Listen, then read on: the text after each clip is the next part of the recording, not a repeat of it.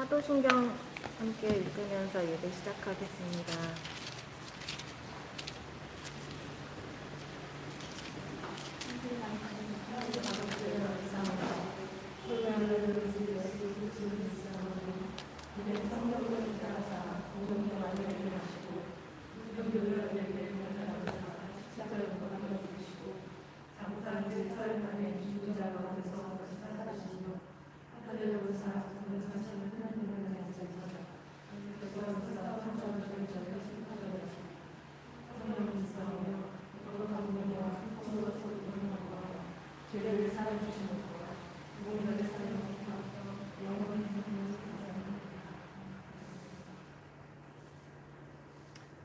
말씀은 시편 96장 9편 같이 읽겠습니다. 시편 96장 9절이요. 네, 제가 읽도록 하겠습니다. 아름답고 거룩한 곳으로 여호와께 경배할지어다. 온 땅이여 그 앞에서 떨지어다. 말씀이 하나 더 있는데요. 이거는 제가 읽어드릴게요. 마태복음 6장 19절에서 21절입니다. 너희를 위하여 보물을 땅에 쌓아두지 말라. 거기는 좀과 동록이 해하며 도적이 구멍을 뚫고 도적질하느니라. 오직 너희를 위하여 보물을 하늘에 쌓아두라. 거기는 좀이나 동록이 해하지 못하며 도적이 구멍을 뚫지도 못하고 도적질도 못하느니라. 내 보물 있는 그곳에는 내 마음도 있느니라.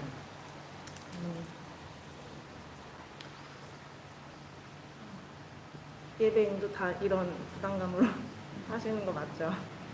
저도 되게 일주일 내내 좀 부담되는 마음이 컸었는데, 부담이 아니라 뭔가 억지로 하는 그런 게 아니라 좀 기쁘고 자원하는 마음으로 했으면 좋겠다 라는 생각이 많이 들었고, 기도하면서 겸손하고 정직하게 하고 싶다 라고 기도를 했고요.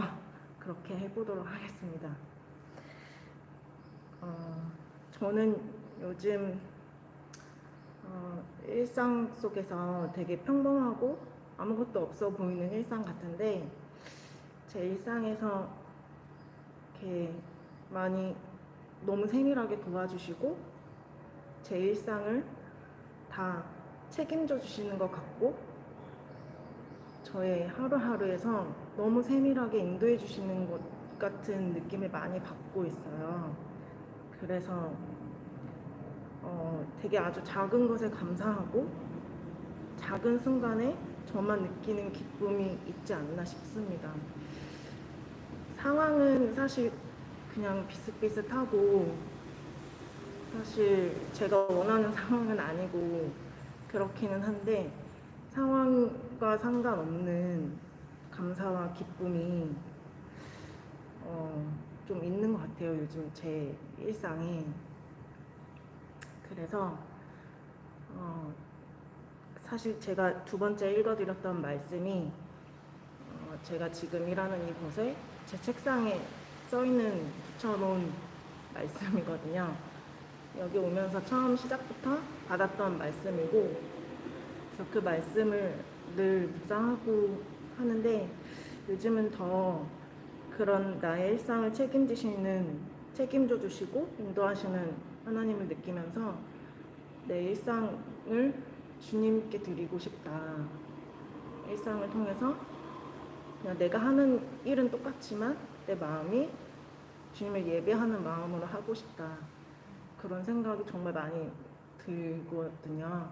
그래서 같이 기도하고 싶은 거는 서로 다 다른 삶을 살고 모양과 태도도 다 다르겠지만, 각자가 자신의 삶에서 더 많이 예배하고 싶고 또 예배를 배워갔으면 좋겠다 라는 것을 기도했으면 좋겠습니다.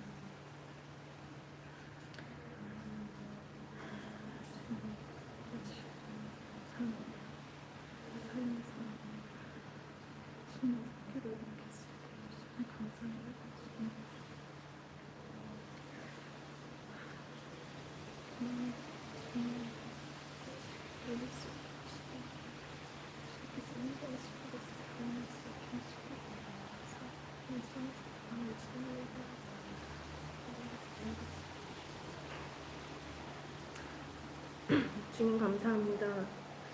주님을 예배할 수 있는 것이 저희에게는 특권입니다. 주님. 더 많이 주님을 경험하고 싶고 더 많이 깨닫고 누리고 싶습니다. 주님. 삶에서 모든 순간에 함께 해주시는 것을 느낄 수 있는 것이 기적입니다. 주님. 더 감사함으로 주님께 예배하는 시간이 많아졌으면 좋겠습니다. 내 일상에서 주께 예배드리는 것을 배워나가는 시간이 되게 해주세요. 예수님 이름으로 기도했습니다. 아멘.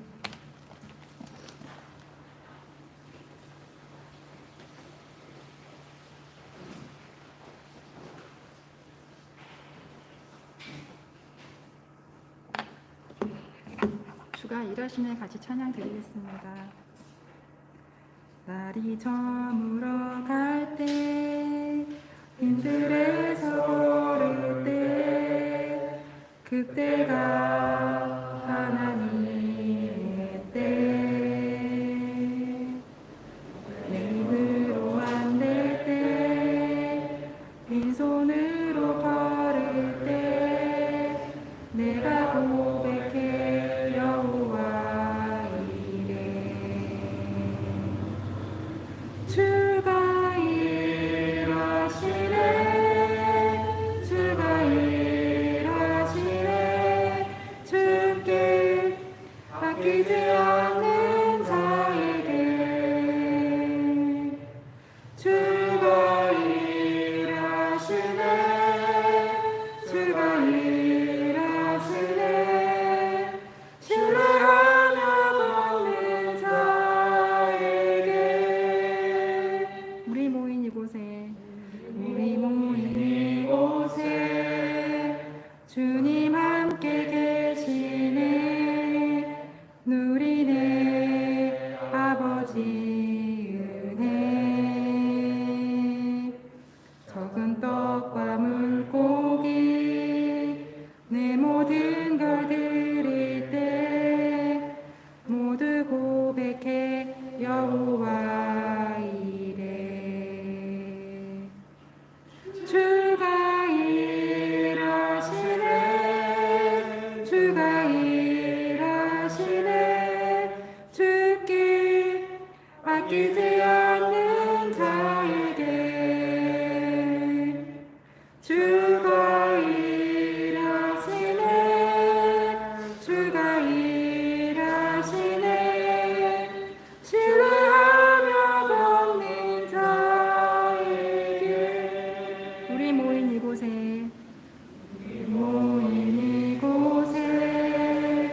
주님 함께 계시네 누리네 아버지 은혜 적은 떡과 물고기 내 모든 걸 드릴 때 모두 고백해 여호와 이래 주가 일하시네 주가 일하시네 주께 아끼지 않는 자에게 주가 일하시네 주가 일하시네 신뢰하며 걷는 자에게 주가 일하시네 주가 일하시네 주가 일하시네 주께 아끼지 않는 자에게 주가 일하시네 주가 일하시네 신뢰하며 걷는 자에게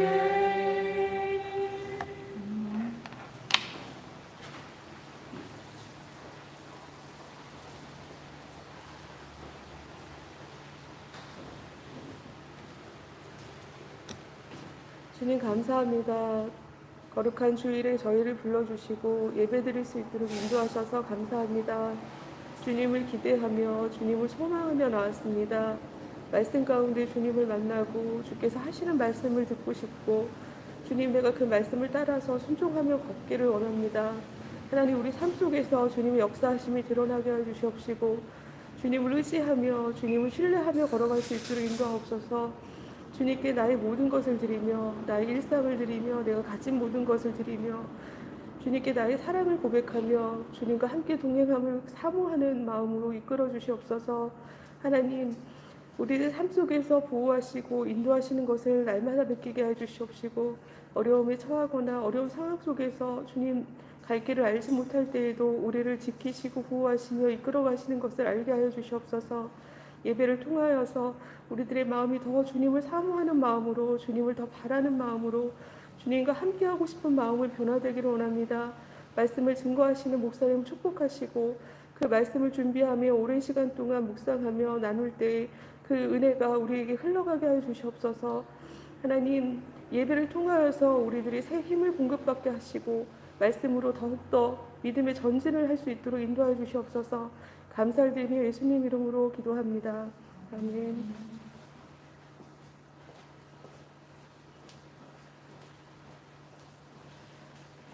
하나님 아버지, 재정에 대해서 살면서 너무나 많은 판단하는 그런 마음들이 있었던 것에 대해서 용서해 주시옵소서. 그래서 연약함으로 반응하고 하나님께 묻지 않고 그렇게 있었던 것에 대해서 아버지 하나님 용서해 주시옵소서. 내 삶 가운데서 하나님의 뜻을 구하며 배우길 원합니다. 재정의 주관자 대신 하나님께서 진정 재정의 주인 되심을 고백합니다. 그래서 날마다 삶 가운데 채워주시고 은혜 베풀어 주셔서 너무나 감사합니다. 예수 그리스도 이름으로 기도드렸습니다. 네.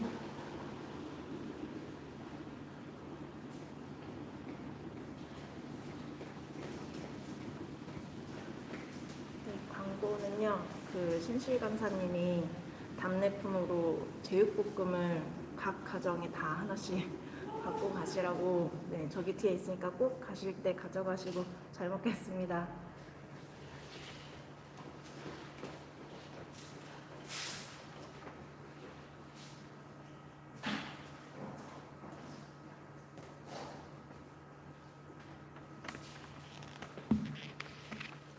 네, 줌으로 오늘도 함께 예배드리시는 김한나 집사님이 줌에 들어오셨나 봐요. 아이를 낳고 기르시다가 고생하는데 위로가 있길 바랍니다. 네, 이원복 집사님 함께 오늘은 어린 양을 사진을 해놓으셨네요. 항상 감사합니다. 네, 잠깐 나갔다가 돌아오시면 되겠습니다. 같이 성경 말씀 보겠습니다. 마태복음 4장 23절에서 25절입니다.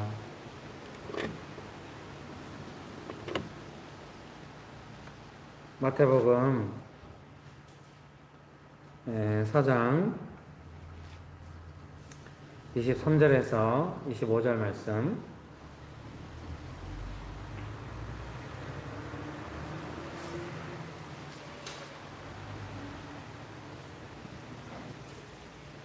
마태복음 4장 23절에서 25절 말씀 제가 읽어드리겠습니다. 마태복음 4장 23절에서 25절 말씀. 예수께서 온 갈릴리에 두루 다니사 그들의 회당에서 가르치시며 천국 복음을 전파하시며 백성 중에 모든 병과 모든 약한 것을 고치시니 그의 소문이 온 수리아에 퍼진지라. 사람들이 모든 앓는 자, 곧 각종 병에 걸려서 고통당하는 자, 귀신 들린 자, 간질하는 자, 중풍병자들을 데려오니 그들을 고치시더라. 갈릴리와 데가볼리와 예루살렘과 유대와 요단강 건너편에서 수많은 무리가 따르니라. 아멘. 좋으신 예수님, 은혜를 베풀어 주셔서 감사합니다. 하나님만을 간절히 의지합니다. 성령 하나님 충만하게 역사하여 주시옵소서. 예수님의 이름으로 기도합니다. 아멘. 네, 오늘 본문의 24절에 중간쯤에 보시면 이제 각종 병에 걸려서 고통당하는 자 이렇게 번역을 했잖아요. 근데 이제 쉬운 번역에서는 쉬운 성경 번역에서는 그 부분을 이렇게 번역했습니다. 제가 읽어드릴게요. 그들은 여러 가지 병으로 고통받고 있었는데 통증에 시달리는 사람 이렇게 그래서 이제 그 병에 시달리는 사람들의 그 항목들이 나오는데요. 쉬운 번역에서는 개역 개정은 그냥 한 줄로 이렇게 번역을 했어요. 각종 병에 걸려서 고통당하는 자 이렇게 번역을 했는데 쉬운 번역은 그걸 이렇게 약간 두 개로 나누어서 그들은 여러 가지 병으로 고통받고 있었는데 통증에 시달리는 사람, 귀신 들린 사람, 관절병에 걸린 사람 이렇게 번역을 하고 있습니다. 영어 버전 성경에서도 NIV도 이 통증에 시달리는 사람 이렇게 따로 번역을 한 것 같아요. 그래서 오늘 설교문 2번에 보시면 소제목이 통증에 시달리는 사람 이렇게 되어 있는데 그 옆에 괄호하고 나오는 것은 NIV를 옮겨 놓은 겁니다. Those suffering severe pain. 그래서 뭔가 심각한 고통, 통증을 suffering은 보통 이렇게 막 고난을 받다 이럴 때 쓰는 단어거든요. 그래서 통증을 겪고 있는 사람들에 대해서 성경은 번역을 하고 있습니다. 그래서 우리의 모든 삶에는 이런 통증과 또 고통이 있는 줄 믿습니다. 그래서 오늘 설교문을 쭉 썼는데요. 설교문 서론 읽어드릴까요? 우리가 아플 때, 고통당할 때 치료하시는 예수님은 어디에 계시는가? 오랜 고통에서 노인받을 수 있도록 예수님의 치료를 간구합니다. 다 할 수 없지만 치료하시는 예수님을 믿습니다. 치료해 가시고 무엇보다 일상을 지켜주시는 예수님의 돌보심을 기억합니다. 이렇게 설교문의 서론을 써놓았습니다. 그래서 오늘 또 아침에 일찍 와서 제가 이 설교를 또 어떻게 할까 하고 옆에다 이제 조금 이렇게 기록해 놓은 거를 보면은 이렇게 고통을 다루는 법 이렇게 제가 써놓은 거를 봤어요. 그래서 우리의 삶에 육체적인 통증과 또 마음의 고통이 있죠. 그래서 이런 통증이나 고통을 어떻게 다뤄갈 것인가 하는 것이 좀 중요한 것 같습니다. 먼저 이렇게 말씀드리고 싶어요. 내 삶에 통증이나 고통이 있잖아요. 근데 그거를 보통 외면하고 살아요, 많이. 심각해지기 전까지는. 네, 이제 좀 그렇게 되면은, 이제, 우리 육체도 우리가 볼 수는 없잖아요. 이제 외모야 볼 수 있지만, 육체의 내부의 어떤 그런 통증들이 어떤 과정을 거치고 있는지 볼 수 없습니다. 또 우리의 마음도 우리가 볼 수 없거든요. 그래서 우리가 볼 수 없는 영역에 있는 어떤 통증이나 고통들은 좀 보통 이제 세상에서 표현할 때는 삶의 질을 떨어뜨린다 이렇게 표현을 하는데요. 제가 이제 신앙 안에서 표현하자면 그 예수님의 은혜를 받는 그 예수님의 은혜에 대한 집중력을 좀 떨어뜨리는 거예요. 좀 허둥지둥하게 만들고 뭔가 그러잖아요. 아주 피곤할 때 막 단 거 먹고 막 이런 게 하듯이 아주 자극적인 것이 아니면 내 삶에 그닥 와닿지 않는 그런 식으로 삶을 가게 만드는 거. 허둥지둥하게 만들고 좀 은혜에 집중 안에서 세밀한 삶이라기보다는 아주 큰 자극이 아니면 크게 와닿지 않는 삶의 세밀함이 좀 떨어지는 성경은 그거를 생활의 염려에 붙잡히면 둔해진다 이렇게 표현할 때가 있는데요. 좀 깨어있는 거에 영향을 미치는 것 같아요. 그래서 사랑하는 성도님 여러분께서 이제 살아가시면서 내 마음에 고통이 올 때가 있잖아요.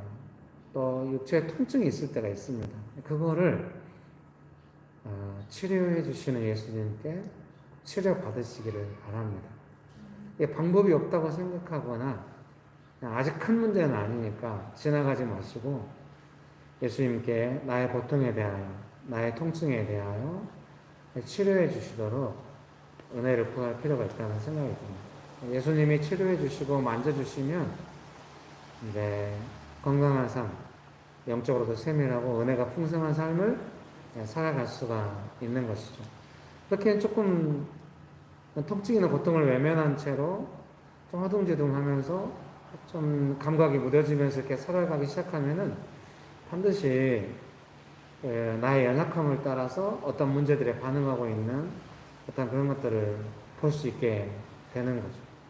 익숙한 대로 하는 것들이 막 나오게 돼요. 그러면은 주변 관계 안에서도 긴장이 높아지고 좀 이럴 수도 있습니다.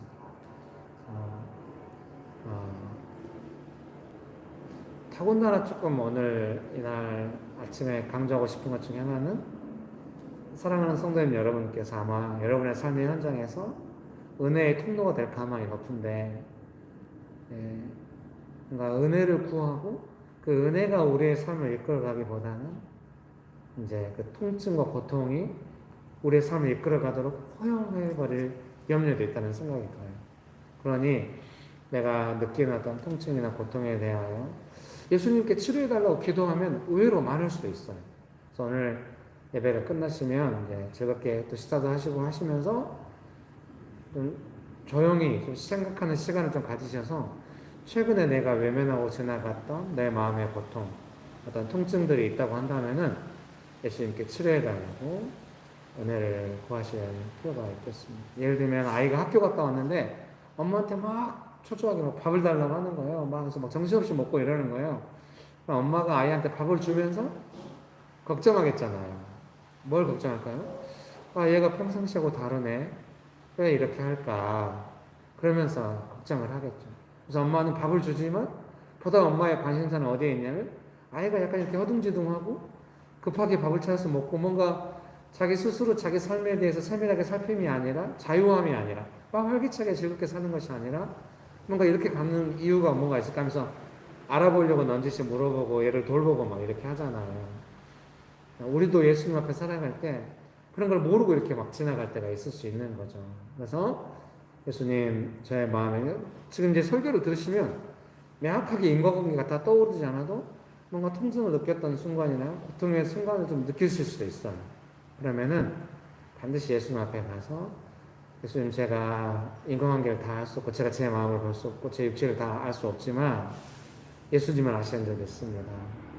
제가 느끼는 고통과 통증에 대하여 예수님 도와주십시오. 이렇게 기도하면 도움받을 수 있습니다.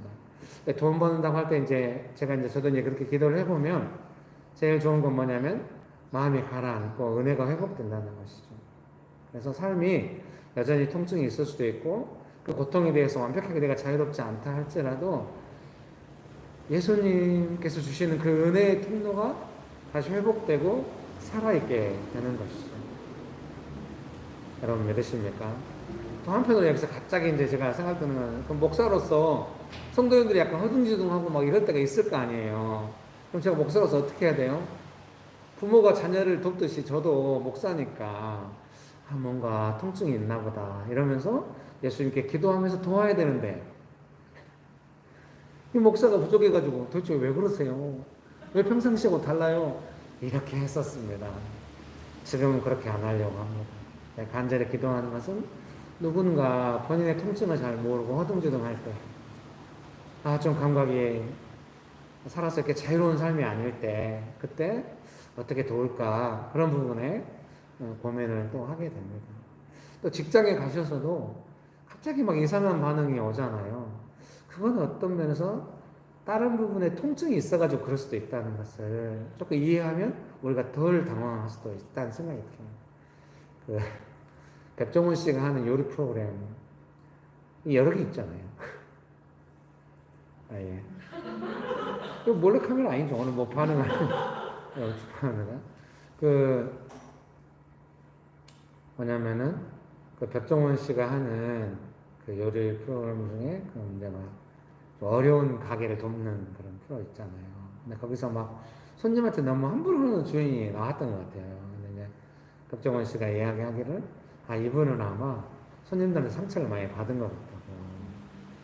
그래서 저는 이제 목회자적 입장이니까 그래서 이제 백종원 씨가 저 사람을 도와주려고 생각했는데 그러면 요리하면 안 되지. 뭐 이렇게 결론이 나가지고 당황했던 역시 이제 아무래도 매니지먼트 하는 사람이라 그렇게 표현할 수 있겠죠. 이럴 수 있어요. 자기가 손님을 상대하는데 방금 전에 어떤 손님한테 너무 함부로 해가지고 마음이 어려워. 근데 그 다음 손님한테는 내가 차분하게 하려고 하지만 이미 내 표정이 딱딱하게 그 사람한테 나갈 수가 있고 본인도 조금만 깨어있다면 느낄 수 있거든요. 그 사람이 조금만 예를 들어 내가 주시하는 표정으로 하게 되면은 그 사람은 이제 내가 그 전에 무슨 일이 있었는지 모르잖아요. 그 손님은 그냥 나를 향해서 불친절하다 이렇게 생각할 수 있죠. 그래서 이제 우리 같이 은혜 안에서 살려고 하는 사람들은 그 뭔가 나한테 함부로 했던 그 상황을 겪어서 지금 내가 좀 친절함이 사라지고 좀 딱딱하게 나가고 있는 나의 마음에 대해서 이런 상황들이 이 불친절함, 나를 함부로 했던 것들이 이런 상황을 만드는 거구나 이런 걸 느낄 수도 있고 좀 더 나아간다면 내 마음이 지금 고통을 느낀 채로 그 고통은 내 마음의 즐거움을 빼앗아가고 마음을 딱딱하게 만들고 있다. 뭐 이렇게 생각할 수도 있죠. 여러분 되도록 사람을 상대하는 직업을 안 가지셨으면 좋겠어요. 근데 여기 계신 모든 분들은 다 사람을 상대하는 직업. 저도 제가 목사로서 제 자신을 향해서 가장 한탄스러울 때가 언제냐면 목사가 항상 은혜의 통로가 되어야 하는데 제가 어떤 부분에 조금 마음이 어려워져 가지고 딱딱해져 있다고 한다면 그것은 얼마나 슬픈 일인가. 목사를 왜 했나. 그런 생각에 제 자신을 막 자책하거나 이렇게 가진 않지만 그런 걱정을 하게 되는 것이죠. 여러분 목사만 그런 걱정을 하는 건 아니죠. 우리가 일상생활을 사는 생활인으로서도 내가 뭔가 마음이 어려워지고 마음이 고통 가운데 어려워져서 누군가를 향하여 마음이 어렵게 나가는 것들 내가 본다. 그것은 내 삶에 안 좋죠. 내 삶을 지키는 데 있어서 그런 부분들이 아주 중요한 줄 믿습니다.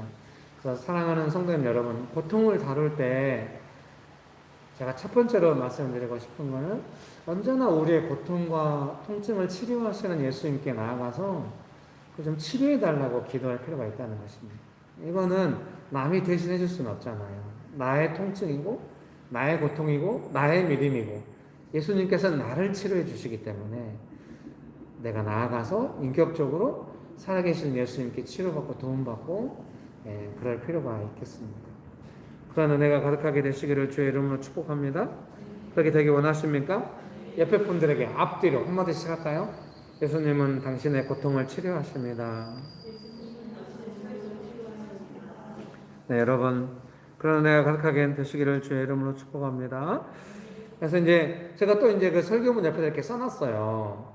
이제 보실까요? 설교문 1번. 백성 중에 모든 병과 모든 약한 것을 고치시니 이렇게 해가지고 설교문 1번에 몸과 마음이 아픈 사람들이 예수님께 왔습니다. 예수님은 그들을 치료하셨습니다. 이는 선지자 이사야를 통하여 하신 말씀에 우리의 연약한 것을 친히 담당하시고 병을 짊어지셨도다 함을 이루려 하십니다. 그래서 이제 육체의 질병은 disease 이렇게 번역이 딱 돼요. 근데 뭐 infirmity나 sickness나 뭐 이런 것들은 조금 더 광범위한 느낌이 없잖아요. 제가 이제 사전을 열심히 찾아봤는데요. 이게 마음이 아프다는 내용도 있고 좀 오랜 고통, 오랜 아픔에 대해서도 예수님께서 치료하십니다. 그래서 이제 우리가 궁극적으로 원하는 것은 뭐냐면 오늘 본문에 있는 것처럼 예수님은 우리 연약한 것을 친히 담당하시고 우리의 병을 짊어지셨다는 거예요. 여러분 믿으십니까? 그러니 우리 삶의 연약함, 뭔가 마음이 아프고 오래 아픈 내용들 또는 육체의 질병 이런 것이 있을 때는 예수님께서 담당하시고 친히 짊어지다 이 말씀이 이루어지도록 어떻게 예수님의 도움을 받을 것인가를 알아가는 것이죠. 좋죠. 예수님이 우리 눈에 보이고 그냥 가서 바로 치료받으면 딱 좋을 텐데 좀 우리는 이제 그런 상황은 아니에요. 그래서 예수님께서 병원을 많이 주신 줄 믿습니다. 그러나 병원을 주셨지만 근본적으로 치료하시는 분은 예수님이시니까 그 예수님을 의지하면서 이 말씀을 우리 삶 속에서 경험해 가면서 병원의 도움도 받고 이렇게 가면 좋겠죠. 여러분 그런 은혜가 가득하게 되시기를 주의 이름으로 축복합니다. 예, 그렇게 되기 원하십니까? 그래서 오늘 본문에 막 수많은 사람들이 예수님께 왔다는 거예요. 근데 이제 복음서에 보면은 막 길에다가 사람들이 막 있으면서 지나가는 예수님이 옷자락을 잡으려고 하잖아요. 그러면 병이 낫고 이러니까. 제 생각에 이 깨끗한 병원에서 아주 그 좋은 환경에서 치료받고 이런 상황이 아닐 것 같은 거예요. 아픈 사람들이 너무 많이 몰려와 있고 그건 고통이죠. 그리고 그 아픈 사람 한 사람만 오진 않았을 것 같아요. 가족 모두가 왔을 것 같고 너무 좀 어떤 면에서는 어려운 상황일 것 같은 거예요. 아픈 사람이 너무 많이 왔으니까. 네, 제가 이 성경 이 부분을 읽다가 그 마음이 딱 이제 오면서 제 마음에 드는 거는 치료하시는 예수님이 계셔서 얼마나 다행인가 그런 생각이 들더라고요. 그래서 그 아픈 사람을 치료하시는 예수님을 제가 직접 그 현장에서 보지 못해가지고 또 말씀에도 자세히 기록이 안 되어 있어요. 근데 제가 해석에 제 느낌에 예수님은 그 고통에 붙잡히시지도 않았지만 또 그런다고 해서 예수님이 아무런 고통도 느끼지 않고 짠 하고 치료하듯이 꼭 그런 건 아닌 것 같아요. 아픈 사람들의 고통을 친히 느끼시고 체휼을 하시지만 그 고통에 붙잡히지 않으시면서 그들의 고통을 치료하시고 새롭게 하시는 예수님의 모습을 느끼는 거예요. 그게 뭔지 모르겠어요. 만약에 막 짠 치료가 된다고 한다면 막 기적의 현장같이 이렇게 될 텐데 예수님의 모습을 봤을 때 꼭 그럴 것 같지는 않고요. 또 그런다고 해서 막 아픔이 와가지고 무질서하고 막 너무 고통스러운 현장만 있고 막 이럴 것 같지는 않아요. 너무 고통이 있지만 예수님께서 그들의 고통을 충분히 치료하시고 돌보시지만 또 진실하게 치료해 가시는 어떤 그런 모습이 느껴지는 거예요. 왜 제가 이렇게 느꼈냐면 제가 아플 때, 우리 가족들이 아플 때 몇십 년 동안 기도하면서 이렇게 왔을 때 그런 예수님을 만난 것 같은 거죠. 눈에 보이진 않았지만 그 아픔이 우리를 어떻게 만들지 못했죠. 그 고통이 우리를 파탄내지 못했어요. 무너뜨리지 못했습니다. 그런다고 해서 그 고통이 순식간에 다 치료되지 않았어요. 그러면 오랜 시간 동안 뭐가 어떻게 되었는가? 예수님의 은혜를 점점 더 많이 느끼는 거예요. 그리고 삶의 터닝포인트가 있었던 거예요. 우리가 그때는 느끼지 못했죠. 어제도 제가 가정예배 드리면서 그런 걸 나눴는데요. 아이들과 아내도 다 동의하더라고요. 어느 순간 지나놓고 보니까 몇십 년이 지나놓고 보니까 어느 순간 이 고통은 일상이었지만 예수님의 은혜도 일상이었죠. 다행스럽게. 그 일상에 주신 그 예수님의 은혜가 고통보다 더 은혜스러운 시점이 있었던 거죠. 그 전에는 가족이 모이거나 뭘 해도 고통이 있으면 무섭고 고통은 언제나 우리를 위협하고 이런 거였어요. 그런데 고통은 여전했지만 가족이 모일 때 은혜가 있는 거죠. 서로 따뜻하고. 물론 그 전에 좀 긴장돼서 아내는 아이를 막 치료하고 싶은 거죠. 우리가 막 엄마들끼리 정보를 공유하면은 막 이런 게 좋다더라면서 막 정신없이 그쪽으로 가려고 하는 거예요. 제가 아내한테 여보 우리는 이게 막 아내가 애 데리고 치료한다고 막 돌아다니니까 집이 좀 엉망이 돼가 점점. 근데 그게 싫어서 꼭 그랬던 건 아닌데 여보 우리는 치료하는 가정이 아니라 서로 사랑하면서 함께 있는 가정이 먼저 되면 좋겠어요. 그냥 일단 아내가 그 말을 물론 다 그때는 동의는 하지 않았던 것 같아요. 근데 제 말을 들어줬어요. 그래서 그때부터 이제 내가 뭐 여행도 더 다니고 아이 때문에 큰 아이 때문에 또 함께하는 시간을 많이 보냈더니 나중에 가족끼리 같이 있는 시간이 너무 좋다는 걸 느끼게 된 거죠. 지금 몇십 년이 지나도 우리가 주말에 같이 뭐 먹고 예배 드리자 할 때는 그런 은혜가 여전히 살아있게 되고 아이가 학교에서 막 애들한테 운동장에서 얻어맞고 있는 거 아내가 보고 우리가 모두 고통 겪을 때도 여름에 우리는 뭐 했냐면 성경 말씀 같이 읽으면서 초등학교 아이들이 얼마나 알았을까 싶지만은 그런 시간을 매일 보냈었죠. 마가복음을 다 읽었던 것 같아요. 그 여름방학 때. 그런 시간을 보내면서 우리는 아이의 내면의 상처가 어떻게 됐는지 아이가 어떻게 될지 잘 알지 못하지만 여전히 우리 가정에 은혜 주신 예수님의 은혜를 누리고 지킬 수 있게 됐고 시간이 지나면서는 은혜가 더 커지고 고통은 지금도 아이가 한 달에 한 번씩 신경과에 가서 약을 받아서 약을 먹고 살고 있지만은 그 문제보다도 우리 가정의 은혜가 더 크고 문제 없는 고통 없는 가정에 또 개인의 삶이 없겠지만 은혜가 더 크다는 것을 경험해 오는 몇십 년입니다. 이랬으면 좋겠어요. 그냥 아프자마자 바로 치유되거나 아프자마자 너무 강력한 은혜가 임해가지고 아픈 걸 못 느낄 정도로 삶이 좋아졌으면 좋겠지만 그렇지 않았다. 우리는 점점 은혜가 더 커져. 그래서 제가 제일 중요하게 여기는 그 세 가지. 은혜의 통로가 막히지 않는 거, 일상에 주신 은혜가 고통보다 더 커지는 터닝포인트가 있는 거, 그 다음에 고통은 작아지고 은혜가 더 커지는 거. 어떤 이런 과정 중에서 그 두 번째 내용을 너무 놀랍게 전해서 고통이 일상에 있어요.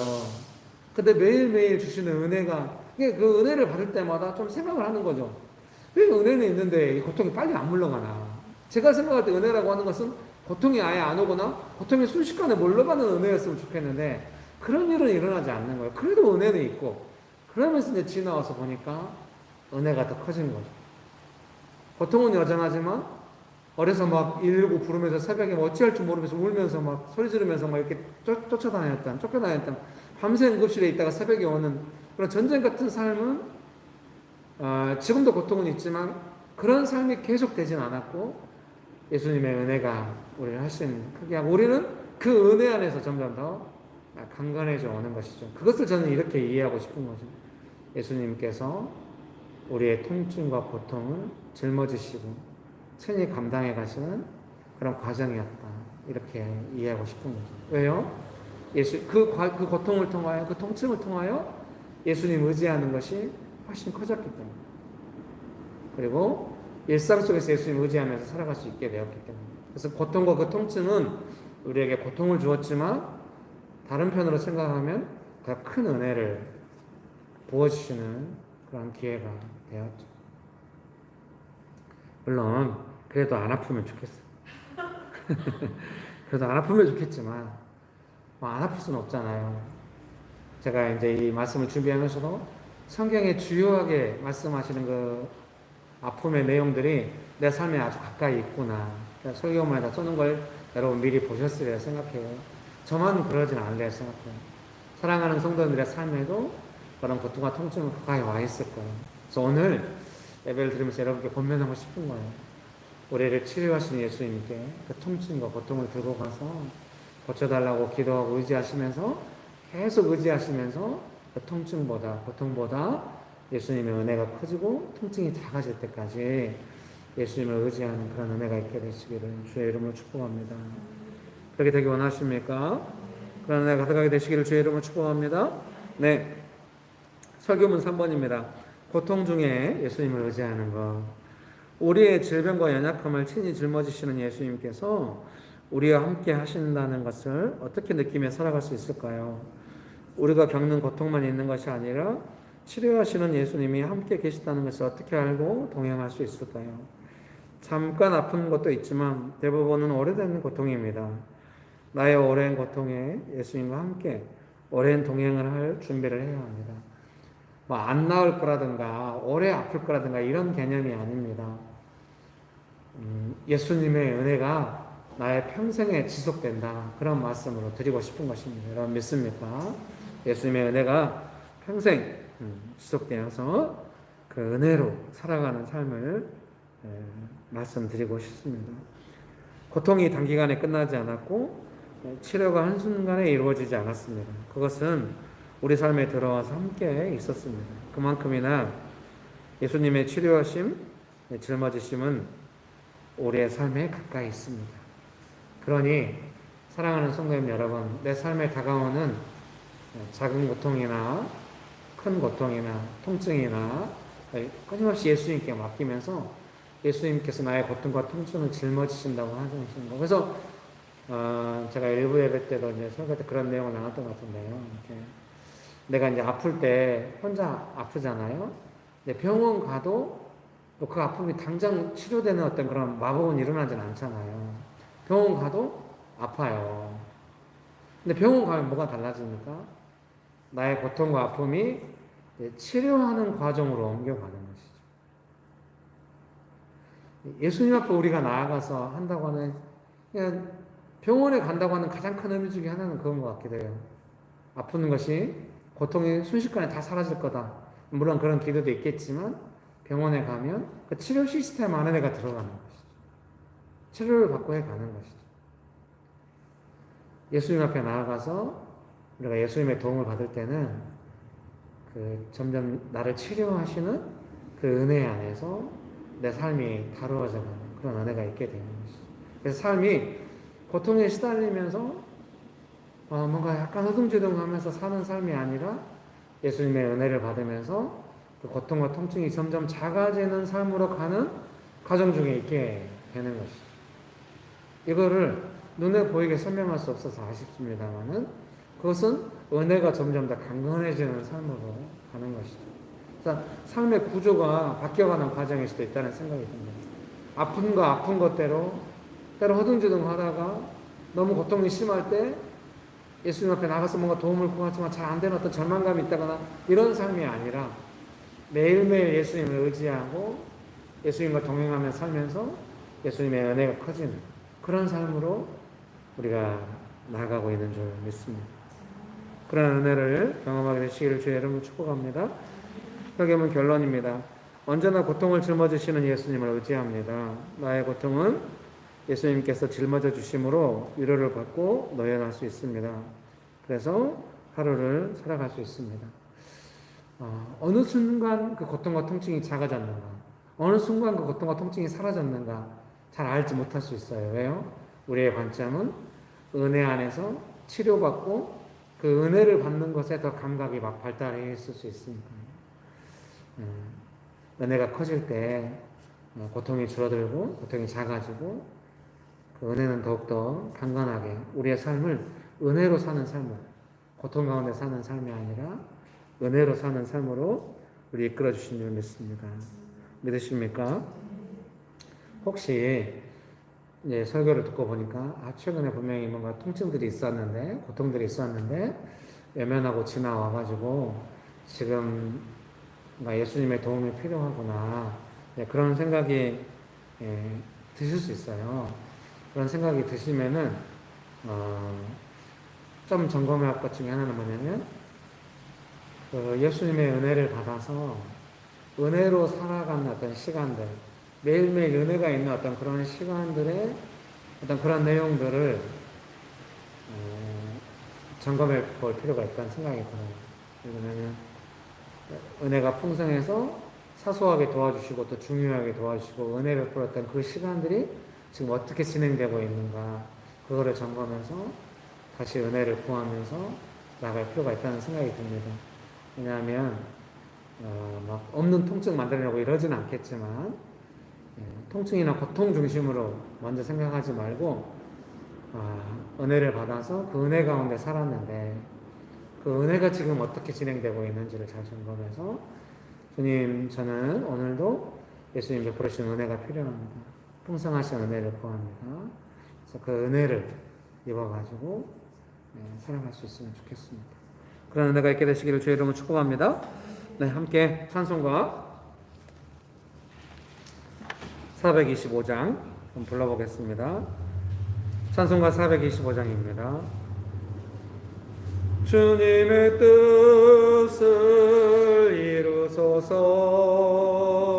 고요한 중에 기다리니 진흙과 같은 날 비주사. 주님의 형상 만드소서. 주님의 뜻을 이루소서. 주님 바라 나의 맘속을 살피시사 눈보다 희게 하옵소서. 주님의 뜻을 이루소서. 병들어 몸이 피곤할 때 권능의 손을 내게 펴서 강건케 하여 주옵소서. 주님의 뜻을 이루소서. 온전히 나를 주장하사 주님과 함께 동행함을 만민이 알게 하옵소서. 3절을 한 번 더 부르실 때는요, 나의 삶에 있는 그 고통이나 통증을 주님께 맡겨드린다 생각하면서 3절을 한번 불러봅시다. 주님의 뜻을 이루소서. 병들어 몸이 피곤할 때 권능의 손을 내게 펴서 강건케 하여 주옵소서. 주님의 뜻을 이루소서.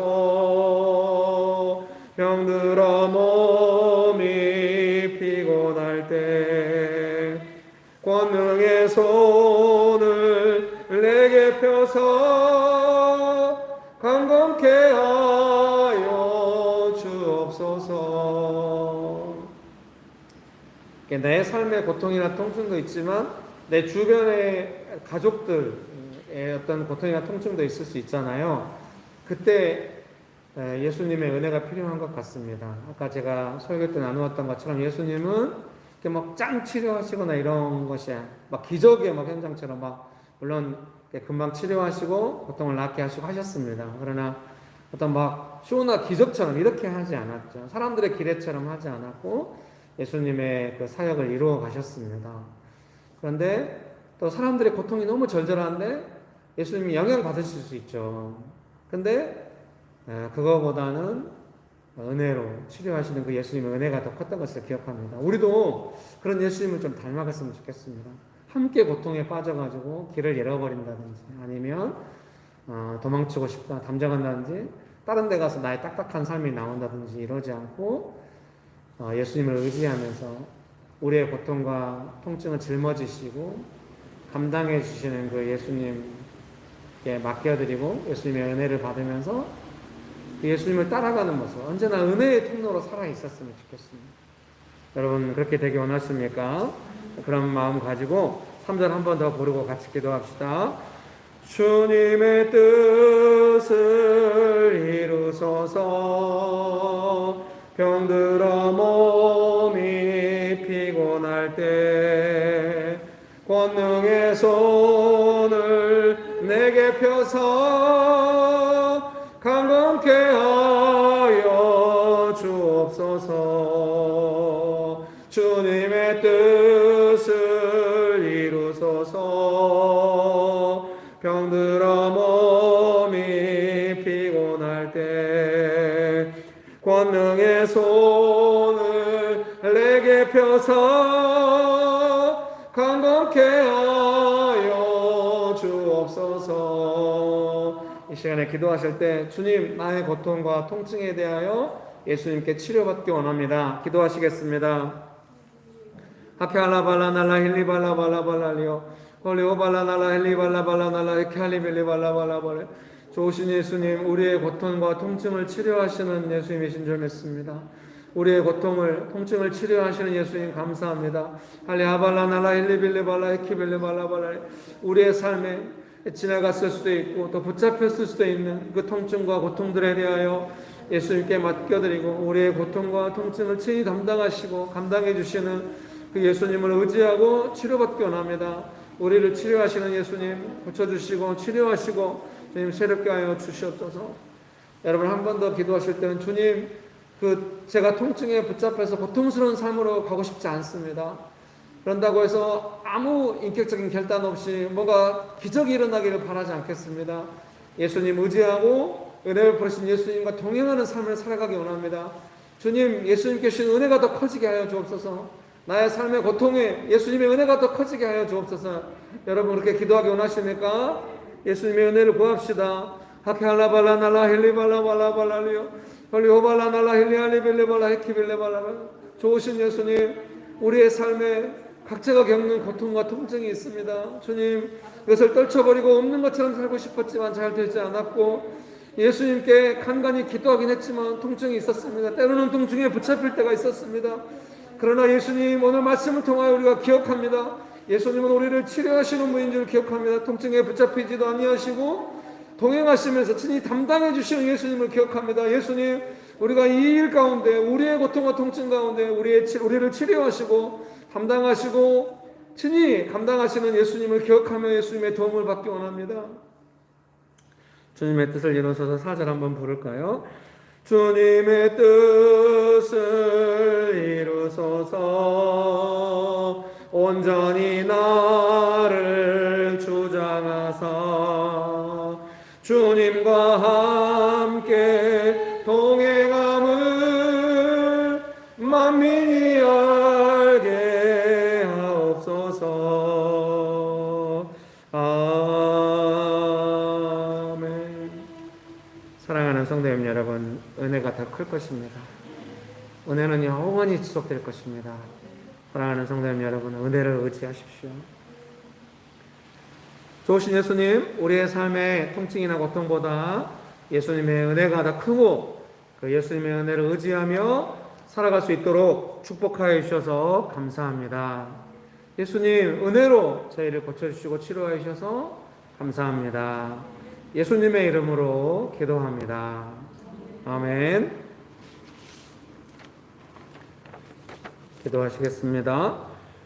지금은 우리 주 예수 그리스도의 은혜와 아버지 하나님의 크신 사랑과 성령님의 교통하심이 우리의 고통과 통증을, 깊은 오랜 고통을 치료하시는 그 예수님의 치료를 받고 살아가기를 결정하는 명신교회 사랑하는 성도님들의 삶 위에, 명신교회 위에, 조국교회 위에, 온열방 위에 지금부터 영원토록 함께 하시기를 간절히 축원합니다. 아멘.